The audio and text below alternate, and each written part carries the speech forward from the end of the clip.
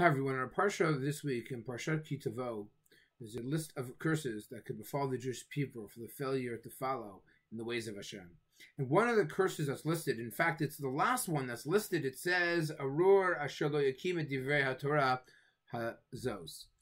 Cursed be the person who does not follow and uphold these mitzvot. What exactly is it referring to? You know, each other curse had something very specific in terms of a behavior, very specific behavior that they did or failed to do. What is this statement? It seems to be quite general and extremely ambiguous. I want to share with you the understanding of the Ramban. The Ramban says, quoting Rashi, he says, you know what this refers to? This general statement, asher lo yakim et divrei Torah hazot, is actually referring to a situation where a person fails to keep a mitzvah or decides to eat a pig, a chazir, or doesn't have a sukkah or lulav. There are two different reasons why a person might want to do so. One is a person who's doing so, they're lazy, they have a taiva, they have a desire, they do it for that reason. That's one type. That's not asher lo yakim. That person is not cursed. The Ramban understands in Rashi, you know what this is referring to? A person who is rebellious, who's a kofar, who's a heretic. That is what this pasuk is referring to. And that is the curse that's placed upon a person who, shall we say, eats the chazir or the shekets for reasons because they specifically want to rebel against God. But that is not what the Ramban says is the meaning, in his opinion, of this verse. What is this verse? What's this curse referring to? He brings an example, something that actually we read not that long ago in Tisha B'Av, from the times of Yeshayahu, one of the keynote on Tisha B'Av itself.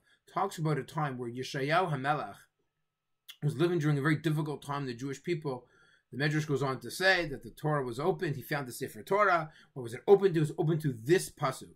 This pasuk that says, cursed, asher lo yakim et divrei Torah hazot. Cursed the people who do not perform the words of the Torah. And in fact, explains the Ramban, what is this referring to? This refers to a situation where you have a king or a leader, biyadam lahakim et Torah. They have an ability to truly establish and fortify the Torah.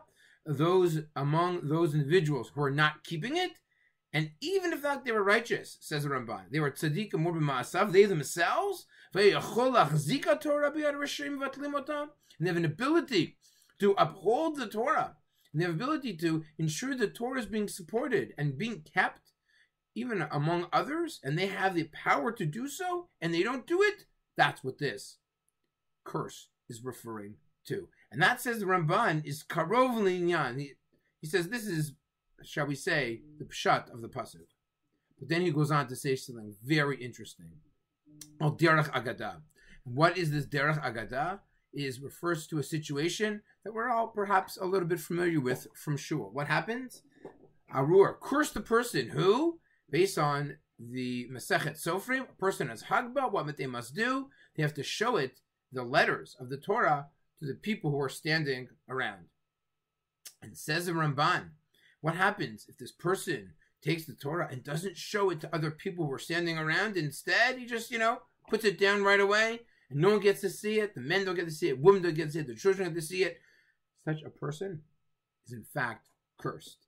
And that's why we need to open the Torah, and everyone can say, V'zot ha-Torah asher sham Moshe. That is what the Ramban is referring to.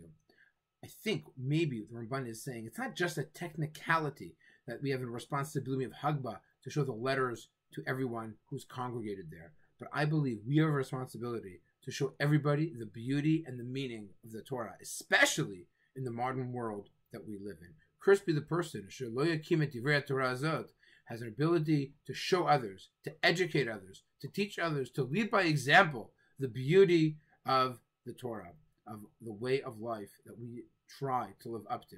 And if we think that the purpose of Torah is it should be kept in a library, should be hidden away from others, or if we're embarrassed and we're totally embarrassed by the way we act and the way we behave, that is the person asher lo yakim et divrei Torah hazot. May we be able, with a sense of humility, with a sense of passion and excitement, to act properly, to demonstrate properly, to show others the beautiful letters, the beautiful ways of the Torah for now, for many years to come. Thank you so much.